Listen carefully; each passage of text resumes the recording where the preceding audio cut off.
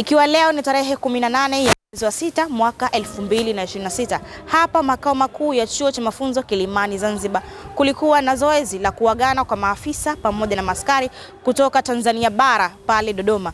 Hapa naibu kamishna Omar Salum Gaza pamoja na mkuu wa msafara Emmanuel Malisa wana haya kuzungumzia kuhusiana na mwanzo hadi tamati ya ziara hii ilipoishia.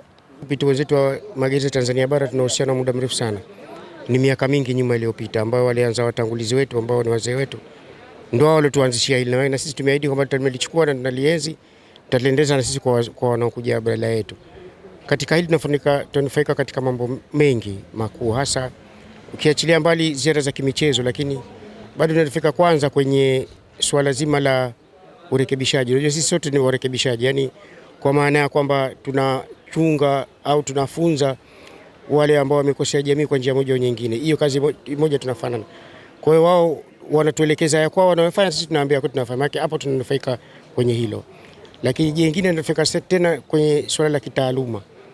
Kwa maana kwamba sisi maafisa na wapiganaji wetu wanapata mafunzo kutoka kwao. Yaani tunaenda kwenye vyuo vyao, tunafika kwenye hilo.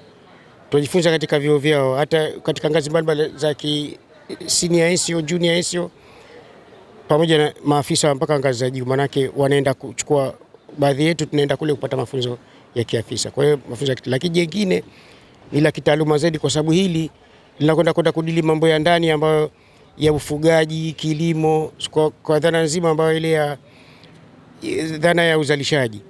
Na leo pia tunafaidi katika hilo. Kwa ujumla tumepokelewa vizuri, tumetunzwa vizuri. Tunamshukuru afande Kamishna Hamisi, msaidizi wake DCP Mgaza kwa kuwa nasi bega kwa bega katika safari zetu, SSP Hamisi na wengine ambao tulikuwa nao. Tumefanya ziara njema na sasa hivi tunajiandaa kurudi Dodoma kupitia Dar es Salaam. Pia ningependa kushukuru kwa zawadi ambazo ni uwakilishi bora kwenye undugu wetu. Tumepokea zawadi mbalimbali, ikiwa ni pamoja na zawadi za viongozi wetu ambazo tutaziwakilisha kwa viongozi wetu kama zilivyopangwa. Nasi tumeweza kutoa zawadi chache kwa afande kamishna na wasaidizi wake.